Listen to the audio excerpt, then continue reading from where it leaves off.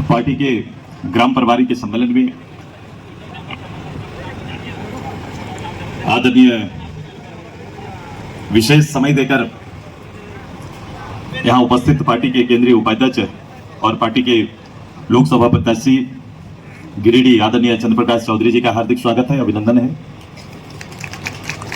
अभिनंदन है हमारे एनडीए के प्रत्याशी, हमारे विधानसभा के साथी रहे, अब स्थान बदलेगा, लेकिन इनका परिचय एक जितना मैं इनको समझाऊं, जो ये बोल के गए अपनी जुबान से, एक सोशल वर्कर के रूप में इनका ज्यादा परिचय है।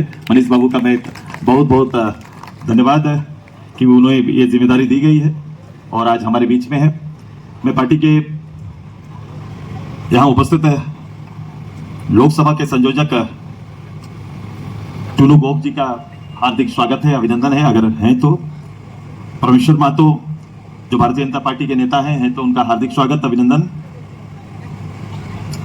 मैं पार्टी के प्रमुख प्रवक्ता डॉक्टर देशरण भगत जी का हार्दिक स्वागत करते हैं, अभिनंदन करते हैं। मैं प्रोफेसर अशोक नाग जी का हार्दिक स्वागत, अभिनंदन। हमारे लोकप्रिय नेता और बड़का गांव के प्रभारी पार्टी के जनरल सेक्रेटरी रोशन लाल चौधरी जी का हार्दिक स्वागत है, अभिनंदन है।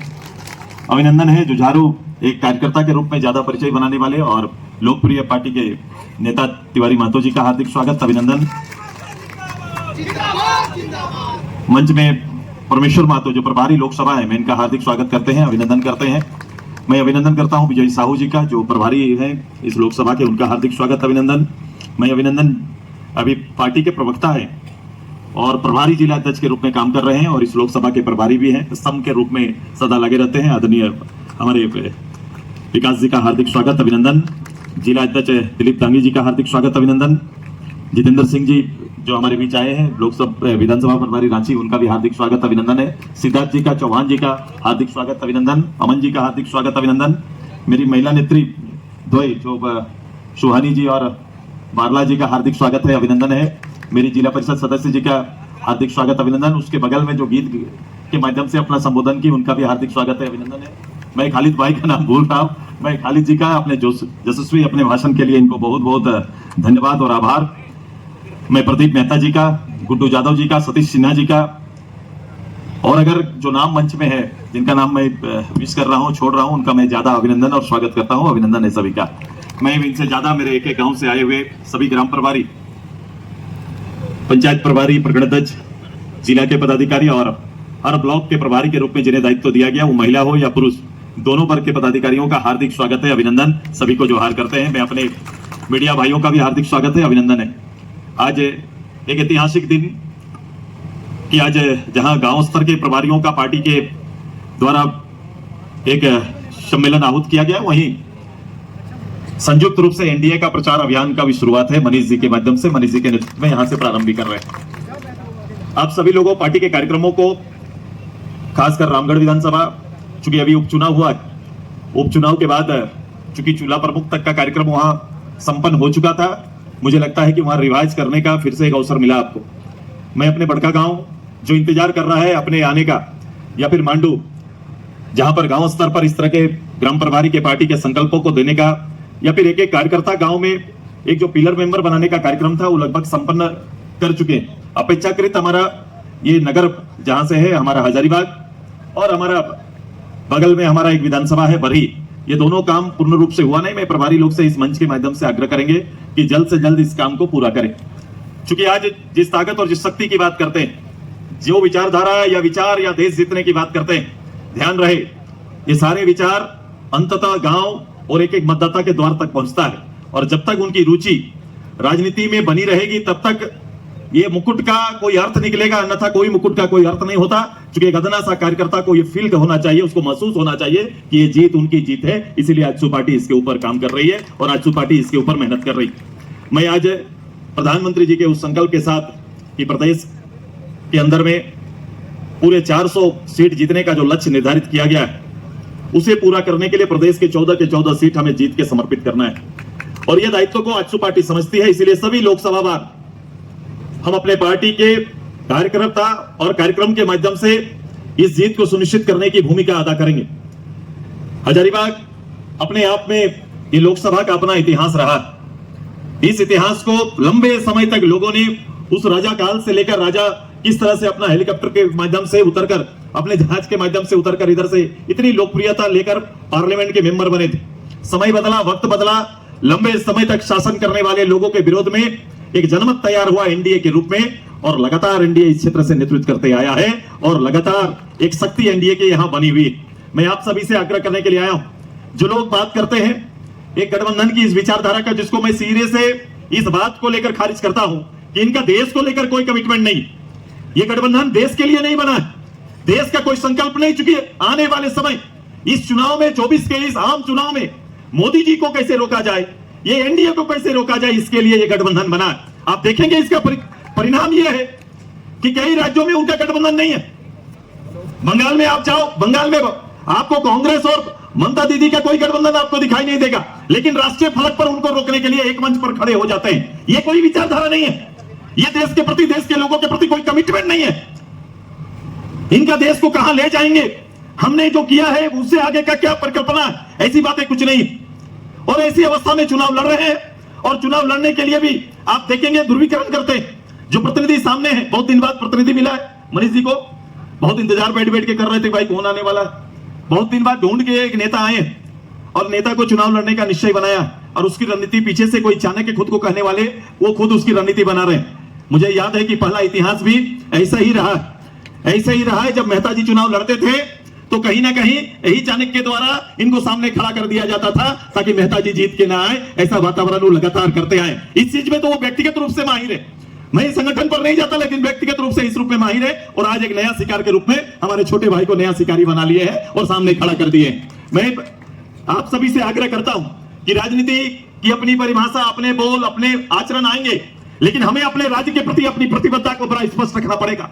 एक एक कार्यकर्ता, चुनाव है, चुनाव में आएंगे, चुनाव का एक माहौल बनेगा, निश्चित रूप से नहीं है, लेकिन आपको ध्यान रखना पड़ेगा इसी आम चुनाव के पीछे आपका लोकसभा का के बाद ही विधानसभा का चुनाव है। आपको उसके लिए पूर्ण रूप से तैयार रहना पड़ेगा और आपको उसकी तैयारी करनी पड़ेगी। क्योंकि जो लोग बैठे हुए हैं, जो लोग यहां पर आए हैं, जिस गठबंधन की चर्चा करते हैं, उसी तरह का एक गठबंधन यहां पर है। वो झारखंड मुक्ति मोर्चा के नेतृत्व में काम कर रहा है। झारखंड मुक्ति मोर्चा को सामने रखकर पीछे से कांग्रेस काम कर रही है। आप देख रहे हैं, इनका कोई संबंध का कोई बड़ा आधार नहीं है, केवल जातीय ध्रुवीकरण के लिए दोनों साथ में रहते हैं। जातीय ध्रुवीकरण इनकी प्राथमिकता है और समाज को कहीं ना कहीं ठगने का काम करते हैं। अभी यहां खड़ा होकर हमारे खालिद साहब बात कर रहे थे कि वोट बैंक किस तरह से सुनिश्चित किया हुआ है। एक अल्पसंख्यक परिवारों को वोट बैंक के रूप में सुनिश्चित करके रखा है, एक हमारे इस क्षेत्र के आदिवासी परिवार को वोट बैंक सुनिश्चित करके रखा है। ऐसा वो उनकी मानक है, ऐसा मानते हैं वो लोग कि ये हमको वोट देंगे। मेरे कार्यकर्ता से अपील है कि वोट का मूल्य इतना सहज नहीं है कि कोई सीधे समाज का नाम ले और वोट ले ले। वोट हमारे भविष्य का निर्माण करता है, इस राज्य के भविष्य का नाम निर्माण करता है, देश के भविष्य का निर्माण करता है। ये देश के भविष्य के निर्माण का ये वोट है। और जब देश सामने देखेंगे तो कोई नरेंद्र बाबू के नेतृत्व से बाहर कोई सोच नहीं सकता है, उससे बाहर विचार नहीं कर सकता है, कोई विचार दूसरा बनता ही नहीं। मैंने कहा कि पहले उनके सामने देश का दूसरा प्रधानमंत्री तो सामने लेके आओ। ये लोकसभा के प्रत्याशी ला सकते हैं ढूंढ के, लेकिन आने वाला प्रधानमंत्री इतना किनका होगा, इनका कौन होगा, इनको पता नहीं। बताया किसी मंच में, कहीं चर्चा सुने हैं कि अगला प्रधानमंत्री के बारे में कोई चर्चा करते हैं? हम तो बड़ा स्पष्ट है कि हमारे प्रधानमंत्री कौन होंगे। सामने वाला जो नेता चुनने वाले हैं, जो प्रधानमंत्री बनेंगे, कोई स्पष्ट है क्या? है क्या, बताइए थोड़ा, है कौन बनेंगे भाई साहब प्रधानमंत्री? ये अनिश्चितताओं में वोट लेना चाहते हैं, ये वोट लेना चाहते हैं। हम लोग बना लेंगे, आप वोट दे दो। अब देश ऐसे भाषा का सूत्रधार बनने वाला नहीं है। देश समझ चुका है जिसके सामने देश को खड़ा करने की ताकत और ग्लोबली विश्व पटल पर भारत का आन बान और शान का नेतृत्व करने वाले निश्चित रूप से मोदी जी के पक्ष में ही एक पूरा देश का एक माहौल है और ये देश का माहौल बनने वाला है। मैं इस राज्य के परिप्रेक्ष्य में, मैं मनीष जी हमारे प्रतिनिधि होंगे, क्योंकि मेरी प्रतिबद्धता ये राज्य है, यहाँ के लोग हैं, यहाँ की संपत्ति है और यहाँ के लोगों का भविष्य को संवारना हमारी जिम्मेदारी है। मैं उस जिम्मेदारी के साथ अपने कार्यकर्ताओं को उसको बोध कराना चाहता हूं। हमेशा अपने मन मस्तिष्क पर यहाँ के लोगों का भविष्य अपनी राजनीति का केंद्र बना के रखो, तब जाके एक अच्छे कार्यकर्ता बन पाएंगे। इस पूरे चुनाव के जद्दोजहद में आप हिस्सा होंगे, आप नेता हैं, लेकिन ध्यान रहे कि अपनी चीजों का, अपने राज्य की विरासत का नेतृत्व करना है। मनीष भाई यहां से जाएंगे, निश्चित रूप से 400 का हिस्सा बनेंगे, लेकिन मेरा आग्रह होगा कि ध्यान इस बात का रखना है जहां से आप आते हैं। आज के दिन में सबसे ज्यादा अपेक्षित कोई है तो अपने जमीन पर, अपनी जमीन को दान देकर, अपनी जमीन को भारत सरकार के अधीनस्थ करके देश की रोशनी करने वाली ताकत और क्षमता, वो मां आज अभी भी रो रही है, उसका भाई कागज लेके अपने हक और अधिकार के लिए घूम रहा है। इसका निर्णय इस राज्य और देश पटल पर संयुक्त रूप से होना है। मुझे पूरा विश्वास है कि मनीष जी वहां पर जाएंगे तो इस हजारीबाग लोकसभा की सबसे बड़ी चुनौती जो माइनिंग क्षेत्र में हमारे लोगों को न्याय नहीं मिला है या फिर नया माइनिंग क्षेत्र जो तैयार हो रहा है, एनटीपीसी और सीसीएल की अलग अलग परिभाषा है, दोनों की परिभाषा अलग है, दोनों केंद्र की संस्थाएं परिभाषा अलग है। निश्चित रूप से आप चंद्र प्रकाश चौधरी जी और आप मिलकर इन विषयों का वहां नेतृत्व करें और आप जब वहां नेतृत्व करेंगे निश्चित रूप से यहाँ के लोगों का कल्याण होगा और हल निकलेगा। हमारी तैयारी होनी चाहिए, हमारे 14 के 14 लोकसभा की सदस्यों की तैयारी होनी चाहिए कि अपने राज्य के हित में हमें क्या करना है। हमारा पत्र हेतु अब वो नवीकरण की ओर चला जा रहा है, नवीकरण हो रहा है, लेकिन ध्यान रखना है कि पुराने लंबे समय तक उस विरासत को जिंदा रखने वाले वो परिवार का क्या होगा, इसका भी चिंता हमें करना होगा। तब जाके हम कहीं ना कहीं इतने लोगों का आशीर्वाद लेके चले जाएंगे, लेके आगे बढ़ सकते हैं। हमें छोटे छोटे किसानों की चिंता करनी पड़ेगी, जो लोग खेती बाड़ी क्षेत्र में, कृषि प्रधान क्षेत्र है, खेती बाड़ी का वर्तमान स्थिति क्या है आप देख रहे हैं। दिन के दिन जो जल का स्तर नीचे जा रहा है, माइनिंग बगल में हो रहा है, जल का स्तर नीचे जा रहा है। पीने के पानी के लिए आने वाला 3 महीना लोगों की काफी कठिनाई होगी। आप मोटर से, आप टंकी से लोगों की सुविधा तो थोड़ा दिन के लिए पहुंचा देंगे, लेकिन स्थायी समाधान आने वाला फ्यूचर हजारीबाग के लिए आपको कोई ना कोई बड़ा जलाशय का कोई उपाय करना पड़ेगा, ताकि आने वाले 20 साल तक का यहाँ के लोगों को पानी हम लोग दे सके। यहाँ के संसाधनों का उपयोग लोगों के हित में कैसे आए, ये हमारी चुनौती होगी। हमें दोनों स्वीकार करना है। मुझे वोट भी चाहिए, वोट इसलिए चाहिए जो मैंने कहा कि हम रीजनल विषयों का नेतृत्व करने के लिए मनीष जी वहां पर जाएंगे, चंद्र प्रकाश चौधरी जी हमारा दिल्ली जाने का काम करेंगे। अब ये बनना पड़ेगा, तब जाके प्रदेश के हित में हम काम कर पाएंगे। डायलॉग्स होगा, अपने लोग से भी डायलॉग्स करना पड़ता है। अपने लोग को जब तक भूख नहीं बताएंगे हमारा निर्णय नहीं हो पाता है। प्रधानमंत्री जी से, गृह मंत्री जी से, चाहे कोई मंत्रालय हो, हमें वहां बैठकर अपने चीजों का निर्णय कराना पड़ेगा, तब हजारीबाग अच्छा बनेगा। मैंने देखा है, ऐसा नहीं कि हजारीबाग लोगों को नेतृत्व नहीं मिला। हजारीबाग में लोग पार्लियामेंट मेंबर में गए, बड़े नेता बड़े रूप से गए, वो कैबिनेट के मेंबर बने, परिवार कैबिनेट का मेंबर बना। लेकिन देखो मिला क्या आज के दिन में, अभी भी एयरपोर्ट, हमारा एयरपोर्ट अभी भी एयरपोर्ट वैसे ही है। एयरपोर्ट के नाम पर जब मुझे लगता है 21 साल में सुनिश्चित है, लेकिन आज तक एयरपोर्ट में एक चारदीवारी तक सुनिश्चित नहीं हो पाया। यहाँ हेलीकॉप्टर कहां उतरेगा, जहाज कहां उतरेगा, ये भी तय नहीं हो पाया। हम इस मामले में पिछड़ गए। हमें उन चीजों पर भी ध्यान केंद्रित करना पड़ेगा। इतना बड़ा फॉरेस्ट, रिजर्व फॉरेस्ट हमारा है, रिजर्व फॉरेस्ट इतना बड़ा हमारा है, वो सुरक्षित रहे। वहां के अंदर रहने वाले जन जीव जो हमारे आजीविका जिनका वहीं पर है, ट्राइब एरिया जो मेरा वहीं पर है, जो जीने आजीविका का मूल साधन है, उनका कैसे सब चीज सुरक्षित रहे, ये चिंता भी हमारी है। मैं केवल राजनीति और वोट की राजनीति ना, मैं कैडर को केवल इस बात को केंद्रित करता हूं, जीत सुनिश्चित है, लेकिन ध्यान रहे जीत के उल्लास में हम अपने मूल विषय से चूक न जाए, इसका पूरा ध्यान रखना पड़ेगा, तब जाके वातावरण बदलेगा। ये लड़ाई मात्र दिसंबर तक का नहीं, बल्कि विषय को आगे खींच के ले जाके खड़ा करने का है। हमें ध्यान रखना पड़ेगा आज के दिन में लॉ एंड ऑर्डर की स्थिति क्या है, सुरक्षा, महिला सुरक्षा का स्थिति क्या है। देखो इस राज्य में जो सरकार बनी है, ये सरकार किस दायित्व का निर्वहन कर रही है, ये बताओ।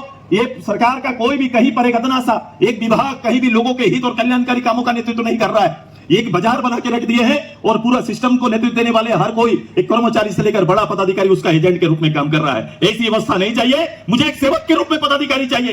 एक अच्छा शासन लाने के लिए भी आगे आपको तैयारी करना पड़ेगा। हजारीबाग की आम जनता आपके माध्यम से नेतृत्व पर विश्वास करेगी, लेकिन ध्यान पूरा रखना है, ये कार्यकर्ता के रूप में आप अपनी जवाबदेही से निकलना। ये 5 लाख पार करने की बात चल रही है, आप चाहेंगे तो इससे ज्यादा विश्वास जीत सकते हैं। आपको मेहनत करने की आवश्यकता है, समन्वय बनाना पड़ेगा।